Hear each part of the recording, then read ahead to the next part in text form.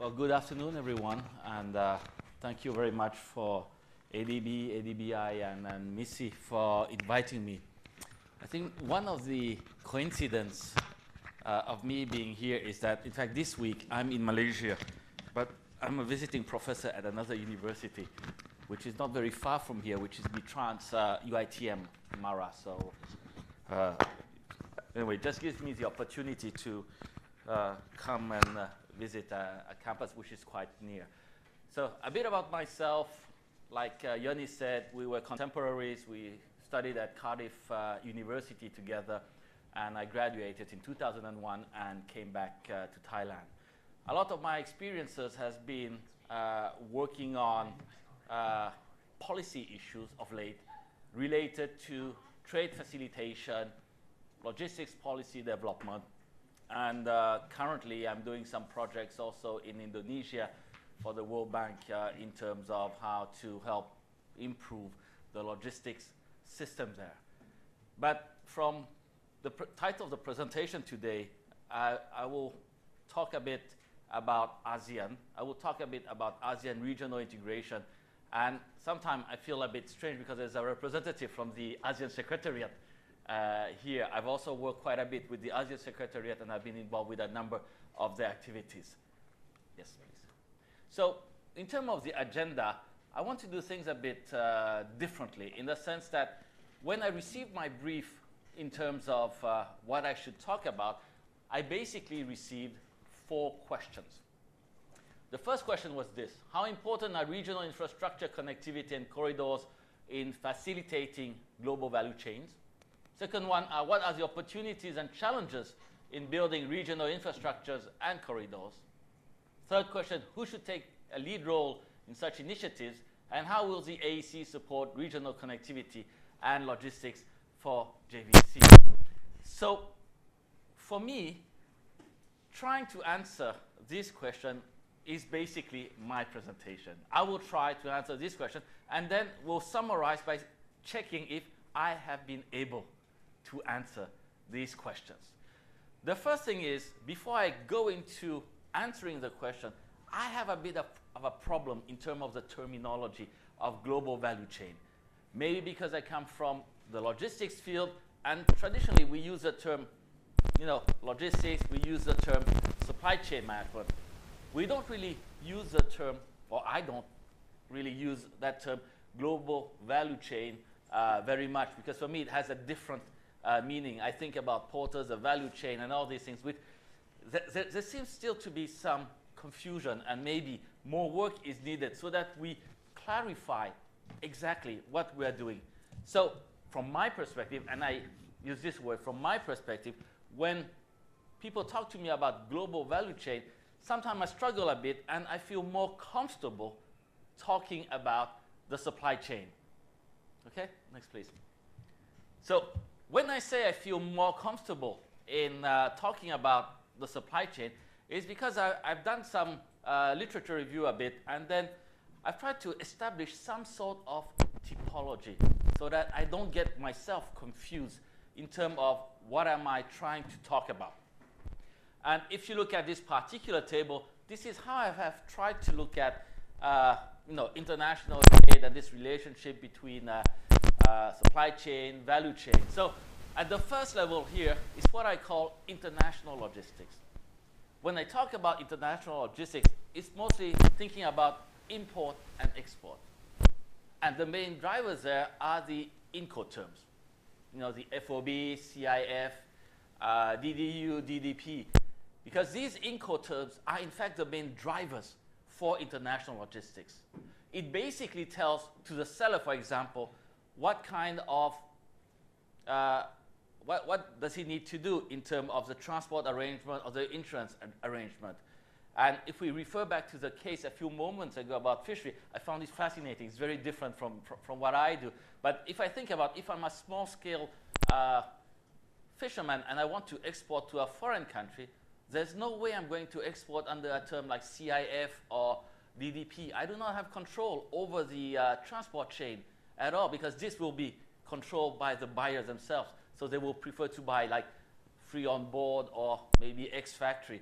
or something like that. So it's quite interesting when you look at this and you think in terms of, okay, if I was a fisherman, a small-scale fisherman, if I wanted to export to a third country, can I really send it directly by myself? Probably not. It's a buyer that will arrange things for you. Then the second level is something I have seen in the Japanese literature, where they talk a lot about global production network. Because as you know, Japanese manufacturing system, so they talk a lot about global manufacturing production network, and for them, the key word is really coordination. How do you coordinate, the manufacturing schedule? How do you coordinate when the supplies are coming in? And this is all, this talk about just in time and milk run delivery, So this is the second level. And then the third one is global supply chain. So we're moving up another level, and the emphasis in the global supply chain is really much more on how the members in the chain collaborate between themselves. So not just the coordination level, but actually collaborating, managing joint inventory, for example, up until a level where they might achieve supply chain integration. And the last one, which is for me the most complicated one, is the global value chain, which has a main driver, which is the value added inside, going through the value chain and having value added across the chain. Yes, please. So just to go back a bit, and this is just to give you some ideas. This is just to give you some ideas to picture. When we talk about supply chains can be very, very complex. And there has been research that has spoken about that has stated that, for example, for the laptop that we have here on the table, the parts must have flown around the world 3 times before arriving and assembling it as a laptop. So it's very complex. There is a multitude of suppliers. There's a multitude of transactions that needs to be conducted. And with this level of complexity, the big challenge is always, how do you manage it? How do you manage these global supply chain? And when you look at it from a supply chain theory perspective, we talk quite a lot about the focal firm. The focal firm is basically the firm that is at the center of the supply chain, that has more bargaining power than the other members, and that delegates, that leads the supply chain into better collaboration, better integration. So this is just an example to show how complex it can become, and it can be quite fuzzy, especially if you're a policymaker in trying to understand, because you do not see the full picture. Traditionally, you just see the picture in your own country. But what is happening with ASEAN is that, well, hopefully 2015 will become the single production base, this single market. Next, please.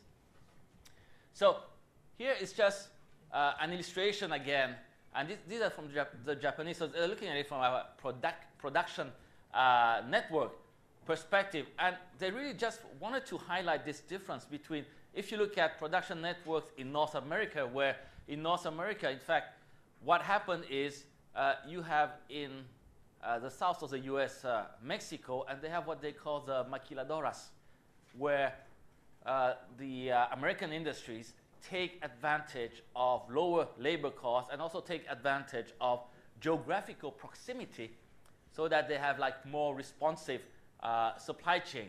Whereas if you look on the right-hand side, what you notice is that from a Japanese perspective, when they look at Asia, when they look at Southeast Asia, it's very, very fragmented in terms of the network.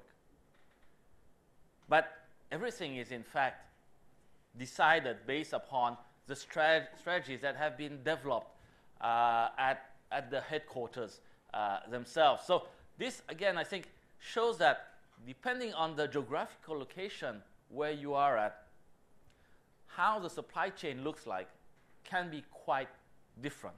And historically, when we look at the region, there has been many waves of investment coming in, and the various countries are at different level of development. And in a sense, it does support this type of fragmentation where a country that has a lot of labor, cheap labor, then will do more labor intensive, but countries that have moved up what they call the value chain, then will do more value added kind of activity. Next, please. So when we look at the supply chain, and again, it's always quite difficult. It's always quite difficult when you're trying to define the scope. You know, where does the supply chain start? Where does it end? There is this guy by the name of Rodrigue in Hofstra University, I think in North America, where when he tries to look at the supply chain, he separates them into basically three groups. The first group is what we call primary supply chain, like the raw material. So that means, you know, the extraction, the raw material, like the fisheries, for example, it's the raw material type, and then the fish are further processed. But then you have the semi-finished products, where they get the components, the raw materials, and then they add value. There is some manufacturing involved. And then you have the final part of the supply chain, which is for the manufactured goods, where the finished goods are being distributed to the end consumer. I quite like the discussion a few moments ago because I did some research, supply chain research from Thailand to Japan, but looking at the food supply chain, specifically looking at chicken, prawns, but also mango and some sort of root vegetable. What is very interesting with the case of the chicken, Japan also import a lot of frozen chicken, but it's chilled chicken from Brazil. But from Thailand, Thailand only imports already cooked chicken. That was because of the bird flu, and they do not want to accept any more fresh chilled chicken. So now it has to be cooked. But that has forced Thai manufacturers to move up the value chain and now to sell, in fact, ready-made chicken pieces. Everything is done in Thailand, but the spices come from Japan and then are being sold in Japan. But that was because of the bird flu. So in fact, it became an opportunity. And we just said Brazil sells their frozen chicken around the world, and we prefer to sell cooked meals in that sense. So in terms of the conceptual framework, and you look at the various ASEAN economies, it's really all of these international production networks that has been developed. But when we try to understand these production networks, there's basically like two theories that we try to explain this particular phenomenon. First one is fragmentation theory. What is fragmentation theory? It's this concept that if you look at in the past, traditionally, the factories would have the suppliers within a particular radius. Let's say 100 kilometer radius, 150 kilometers radius. But because of regional economic integration, you have this single market, you have this single production base.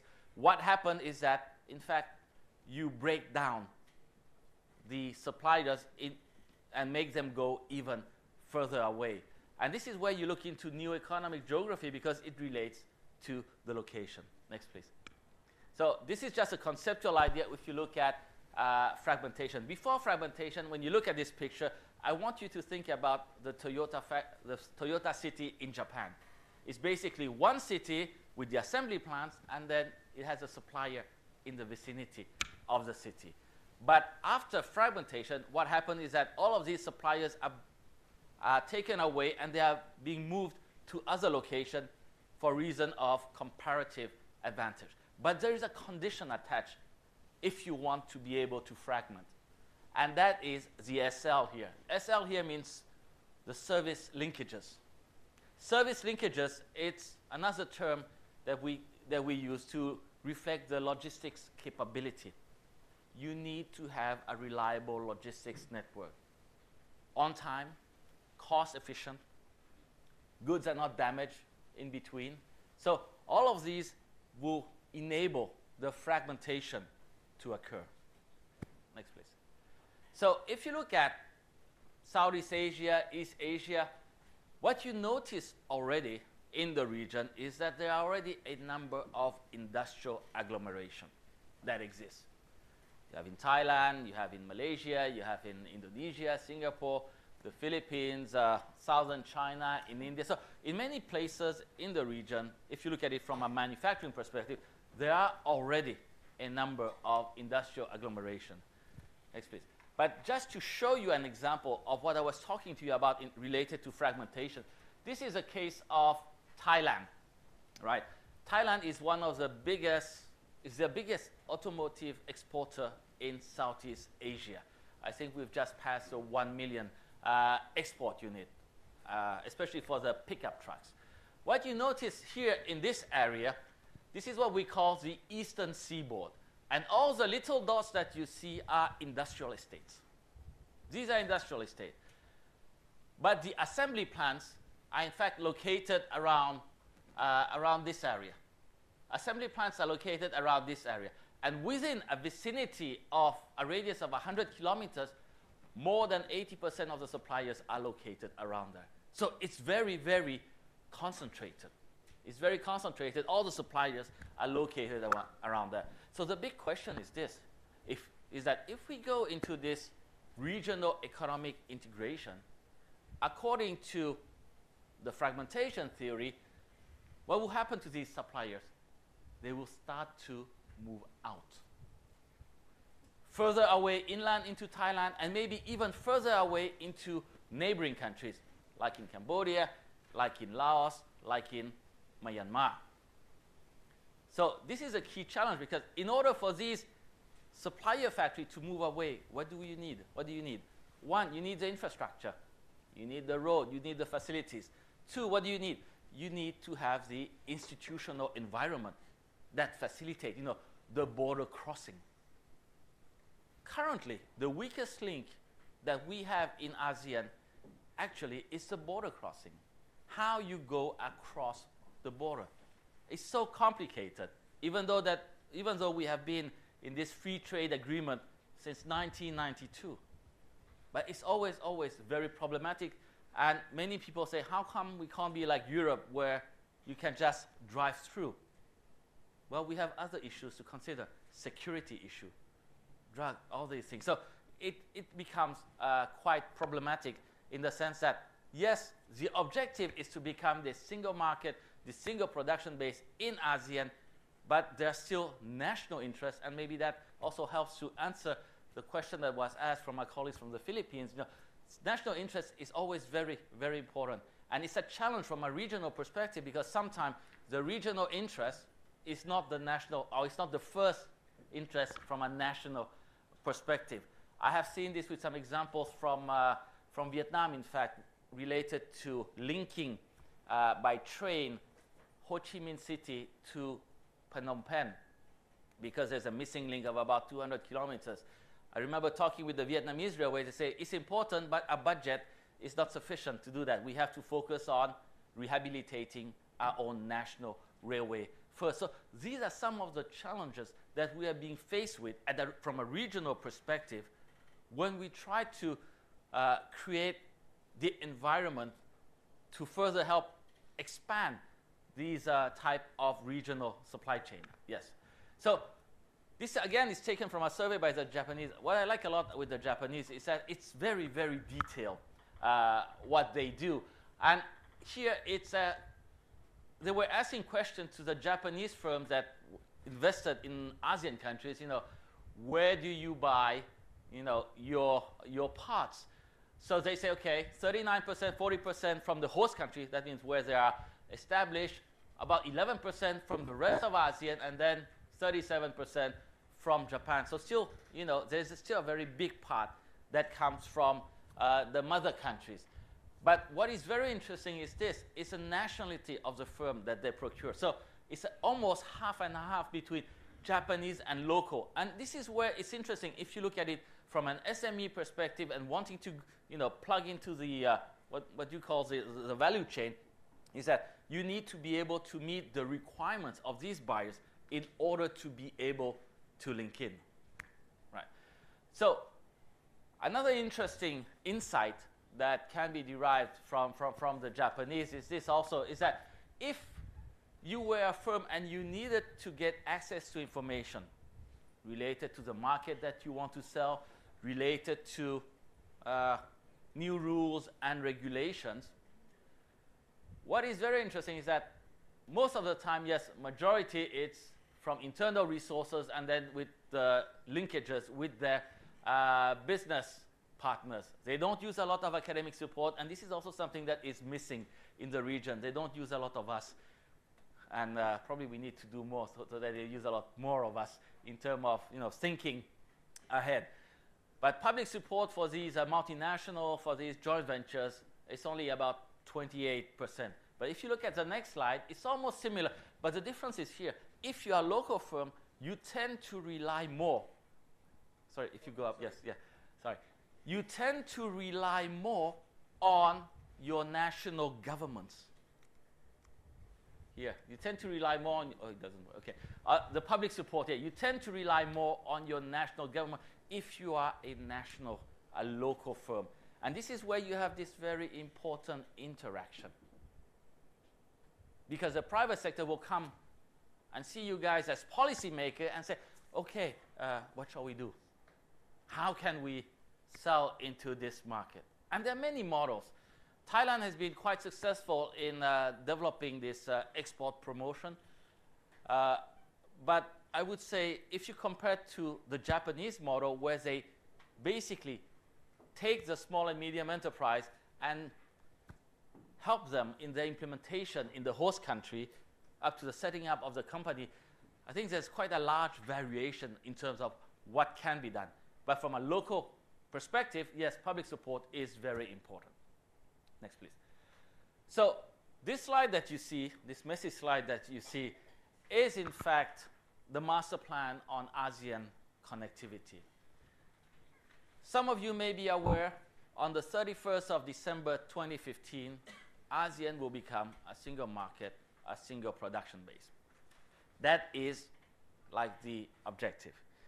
But in order for that objective to be successful, the members countries, so that means the 10 countries, have to follow the master plan on ASEAN connectivity. And in the ASEAN master plan on connectivity, connectivity is defined based on 3 dimensions. First dimension is physical connectivity. That's the infrastructure. That's where ASEAN talks about the road. That's where ASEAN talks about the ports. That's where ASEAN talks also about the energy linkages. The second dimension of connectivity is institutional. Institutional means rules and regulation, which often are very problematic. How do you harmonize? How do you align all of these rules and regulations?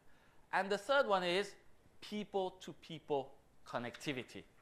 How the people of ASEAN can get the opportunity to know each other better. So these are the 3 key dimensions in the master plan on ASEAN connectivity. And in order to follow up on this ASEAN master plan on ASEAN connectivity, ASEAN has established a scorecard, which probably Julia knows quite a lot, because it's the main tool that they use to follow up on what the countries have been doing. So I'm just going to show you very briefly what the scorecard looks like. The scorecard measures based on the dimension. So for example, for the physical dimension in ASEAN, ASEAN will look at, okay, what we need to do. 1, we need to complete the ASEAN highway networks. 2, we need to complete what they call the implementation of the Singapore to Kunming rail link, which is a train system from Singapore going through Malaysia, Thailand, Cambodia, Vietnam, and then going into southern China. Then establish inland waterway transport. So it's very much infrastructure driven. A lot of emphasis on infrastructure. Then they talk about establishing multimodal transport system, developing ICT infrastructure, but also some issues to prioritize the ASEAN energy infrastructure project. So this is the physical. And if you look at some example of the results, so what you are seeing now is that you have within this scorecard a list of actions. And it basically says where you are now. Is it ongoing? Is it on track? Or is it delayed? Right? So it's a big scorecard that they talk about so that you know, oh, we need to accelerate this particular trunk because we have a bit of a problem. If you look at this is from the latest ASEAN scorecard. Here they say, okay, in Laos there is AH15, Ban Lao Nepal 98 kilometers is delayed. But the scorecard doesn't tell us the reason why it is delayed. And if you look at it from an ASEAN perspective, ASEAN doesn't have the funds to pay for it. So it's up to the national Laotian government to fund it. So currently it's delayed. Can ASEAN force anything? No, not really. So that's the second limitation, okay, that comes. But at least there is a plan, and the countries have committed, you know, to complete the commitment. Next, please. This one is the most difficult one. This is the institutional aspect. In the institutional aspect, we are talking about rules, regulation. The first one, they ask for the operationalization of 3 framework agreements. The first one is the ASEAN Framework Agreement for the facilitation of goods in transit, for goods to be able to move in transit. The second one is for interstate traffic. So that means trucks being able to move around the various countries. Third one is multimodal transport. These are preconditions because these are trade transport facilitation agreements, so that it enables and it supports the flow of goods across ASEAN. And ASEAN is facing with a lot of problem here because it depends on how each country implements the framework agreement. For certain countries, it's easy. They sign the agreement and then that agreement becomes law. But like in the case of Thailand, I think in a lot of the ASEAN commitment, I think ASEAN can wait for a long time because we don't have a government. Right? And I don't know when we'll have a government. But that's another story. Sorry, we go back a bit? Yeah, no problem. So there are also a number of things that are quite interesting when you look at ASEAN is also this issue of single aviation market, having a single market, which in fact should have been open since the year 2008. What year are we now? 2014, yes. So we're a bit running behind. But don't worry, because ASEAN is already negotiating with South Korea, with Japan, with China, with India for open sky policy. So one thing that we know is that we have to become an ASEAN single aviation market, but at the same time, ASEAN is already negotiating with other people. ASEAN single shipping market, and this is fascinating because it's all about taking out cabotage. So that means flags from ASEAN countries can do like domestic coastal shipping, and that is going to be very fascinating. At the present moment, they're just willing to talk about it, not implement. Right? So this is why I say the institutional part is more difficult. It's more difficult because you deal with institution. You deal with policy, and sometimes you have a bit of politics behind. Yes, please.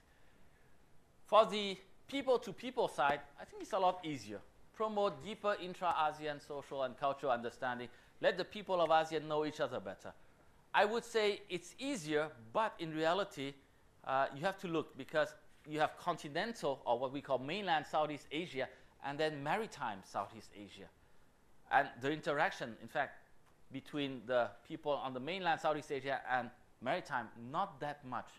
So I think that is another problem, and we need to encourage this greater intra-ASEAN mobility. Yes. So what I want to show to you now is a result of a study I did where I wanted to simulate the effect of ASEAN going into a single market. Right? ASEAN 2015 wants to become a single market. What's the real impact? What's the real effect on the ASEAN members countries of joining and becoming this single market? So we use a geographical simulation model, and we've put in a number of assumptions. What are the assumptions that we put in? The first assumption is that all the infrastructure projects that has been listed in the master plan on ASEAN connectivity all have been implemented. It's a nice assumption, but you need assumption when you do modeling. 2 is all the agreements that facilitate the movements are fully implemented also. And then we say, okay, on the 1st of January 2016, this is a day where the ASEAN Economic Community kicks in. Let's simulate the effect up to the year 2030. And let's see what happens. The good thing about this model, which was developed originally by a Japanese colleague from IDE, was that it is able to look at it from a provincial perspective. So you don't just get the big picture, but you're also able to look at areas that have specific infrastructure investment. As a whole, going into the AEC for ASEAN itself is beneficial. ASEAN does gain, and in terms of GDP growth, it's about 0.32%. Some people may say, how come it's so small going into ASEAN? How come we don't get a lot more from this? Well, the reality is this. The process of ASEAN integration already started since 1992. So the progress that we see is in fact incremental. It's not like the end of the world on the 31st of December 2015, and then we wake up in the morning on the 1st of January and the world has changed. No, it's incremental. So that's why it's just little by little. But what is interesting is from the data we were able to generate, we could present the result in 2 ways. The first way is looking at the actual value gain. And if you look at the actual value gain, the country that benefit the most from ASEAN economic integration is Indonesia. The reason why Indonesia, we went to Indonesia, we spoke to some of our Indonesian colleagues. Probably one of the biggest reasons is you have the biggest market, you have the largest population. Sure. Then you look at Brunei, Laos, so this come in a trickle down. But then there's this question, what happens to Cambodia? It's a marginal negative. What happened why is it negative? Negative here means from the projected. So that means if you projected a growth of 5%, then it will be like 4.5, right? So you still have growth, but not as much as projected. And this is a question that I think I want to ask a Cambodian colleague maybe after, because this is just a result of a simulation, but what can be the reason behind that? My interpretation, maybe because I'm Thai, I might be a bit biased, is that in Thailand we have increased the minimum labor wage. And maybe one thing that has happened is quite a lot of your compatriots have moved to come and work in Thailand. It's possible, but I think these are things that is always interesting when you do a simulation, because you get the result and then you start asking yourself questions, what does it mean? But if you look at it from the perspective of the percentage change of the growth, the country that gains the most from ASEAN economic integration is in fact Myanmar. Will gain the most. And in a sense, it's not surprising in terms of percentage change, because the starting point is a lot lower than the other countries. So, and the big picture, it does make sense, but of course we need to look into the details. I've also asked some of my Indonesian colleagues about the blue part, which means negative from the projected, if it does make sense or not. And the answer I've received was, if it's based on the current infrastructure, one of the issues in Indonesia is that, and please correct me if I understood this correctly, is that the investment in Java will not be that much supported, but investment outside of Java would be more supported. So this is the story I've heard. So when you look at that particular picture, it's a static picture. It doesn't take into account national policy. It's just the overall, what might happen. And then it's up to the policymakers of each individual country to say, okay, I don't like that color blue. What should I do? So there has been some studies, for example, looking at the Southern Economic Corridor. And in looking at the Southern Economic Corridor, there has been plans to say, okay, what is going to be done in Vietnam, what is going to be done in Cambodia, what is going to be done in Thailand, what is going to be done in Myanmar. So if these are put in place, that will change the results of the simulation model. So national policies are very important. But we need to have a bit of an idea or some foresight in terms of what can happen. Next, please, Yanis. But in order to have all of these industries as per this particular map, and this is just an example, we must not forget the necessary infrastructure. Expansion of road, new ports, new airport, new rail links, so that the connectivity between these various industrial poles occur. So it's a bit of a challenge from a regional perspective, because then that means that you cannot look just at one country, but you have to look at the region as a whole. And for each national government, there's always this challenge, because even though we are in this together, in ASEAN together, but there is still competition among the various governments. If you look specifically at Thailand, again, very interesting, and this is just to reflect. If I was a Thai national, I would look at the impact of the ASEAN economic community. This is what I would say. I would say, I think I better go to Myanmar or go to Laos, because that's where you have higher growth. The color red is a lot stronger. And if you stay in Thailand, well, the areas in Thailand that benefit the most are in fact the eastern seaboard. Remember the picture I've just shown you a few moments ago, where you have all the industrial estate? In fact, these are the areas that gain the most from the single market, from the single production base that the region wants to do. Next, please. So this is the eastern seaboard, so it gets about 44% of the total benefit of going into the ASEAN economic community. But within ASEAN itself, there is another challenge. Here I've been looking at the macro picture, but we must not forget that you also have logistical services.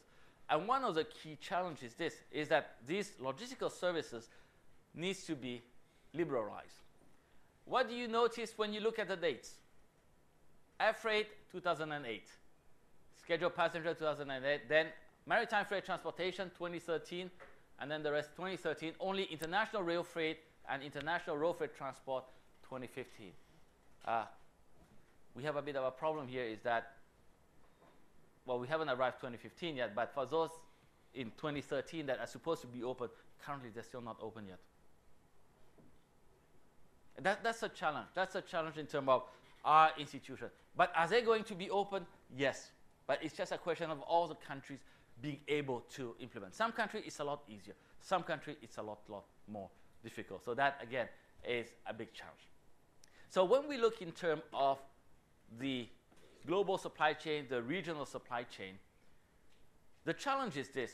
We're looking at regional integration in the region, the 10 member countries of ASEAN. But the problem is this. The decision-making is not made in ASEAN. It's made in other countries, especially the countries that have invested in ASEAN. So luckily, I was able to go to Japan and do a kind of a workshop to collect data from Japanese business people in terms of what do they think might happen after ASEAN integration. How do they see the future?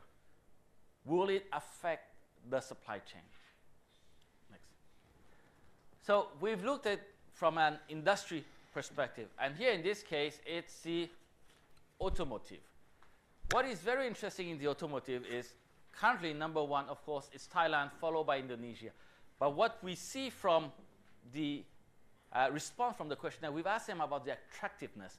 And from a Japanese perspective, Indonesia has become more attractive than Thailand. And when we ask them the reason why is Indonesia more attractive, say because in Thailand you had floods in 2011. So it's a risk management thing. But what is also very interesting is what are some of the other emerging countries? Emerging countries from an investor's perspective. Well, it's Myanmar and Vietnam. But currently, number 1 in ASEAN to export is Thailand, number 2 is Indonesia, number 3 is Malaysia. But if you look in terms of attractiveness, Malaysia is almost at the end. So that says, what does that say to us? That says to us that there is a trend that in the automotive sector, there will be a shift occurring, especially for suppliers moving away. We spoke with Toyota in Japan. They said assembly plant still in Thailand, still in Indonesia. But supplier, no. They'll be further away from the assembly plant.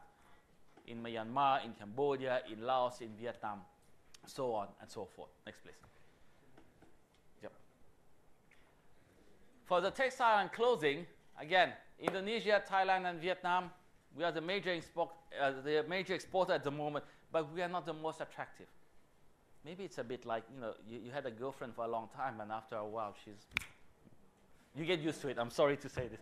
So you need to, and then you see the other one, you know, opening. Oh yeah, she also looks nice. So that's why the attractiveness is Myanmar, Cambodia, and Laos PDR.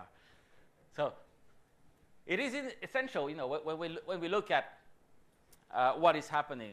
It is very essential, very important for the countries to participate in the global value chain. But countries do not control the value chain. The trade flows are, in fact, controlled by the multinational corporation. So decisions are made at headquarters. Geographical areas with comparative advantage, of course, will benefit from higher trade volume if the logistics infrastructure is there. If logistics is not there, it's going to be very difficult. And that creates problem in terms of moving up the value chain. And when you think about it, maybe sometimes countries' policy saying we want to become this, we want to become that, may be less effective than the strategy of the multinational corporation. I just give you the example of Thailand again.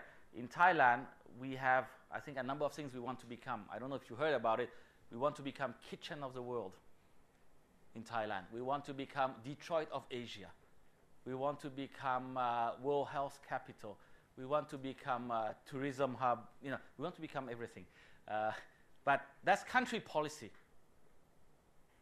But a lot of it, in fact, is shaped by those investors that are coming in by these. So for the firms themselves, or for the countries, I think the role of countries, from a policy perspective, is really to help their local companies, instead of trying to create new value chain, is how they can plug in into the existing global value chain. So just to summarize, let's check if I've answered these 4 questions. So how important is regional infrastructure, connectivity, and corridors? It is very critical. You need, but when we talk about infrastructure, it's not just the physical infrastructure that is important. Having a road that links is not enough. What you need is also the regulatory, the institutional environment, having the rules that facilitate the movement, the flow. That's critical. So when we talk about infrastructure, it's not just the hard infrastructure, but also think in terms of the soft infrastructure, which is very, very complicated. Second, what are the opportunities and challenges in building regional infrastructures and corridors? In the case of ASEAN, I would say this challenge between regional priority and national priorities, and then the funding. Right? So that's a big, big challenge. So when you try to think in terms of infrastructure development, you also need to think in terms of the facilities. Are there going to be any logistics centers? Are there going to be any industrial area for these to use this particular infrastructure? Who should take a lead role? Well, we are in ASEAN, so I think ASEAN should take a lead role. At least the leaders of ASEAN should take a lead role in this, but then it has to trickle down to the national level. And if you look at the ASEAN Economic Community, you look at the master plan on ASEAN connectivity, it does support the integration into global value chain, but maybe it will reconfigure the value chain. From what it was currently in the present day, there might be some changes because of this single market, this single production base. And with this, I end my presentation.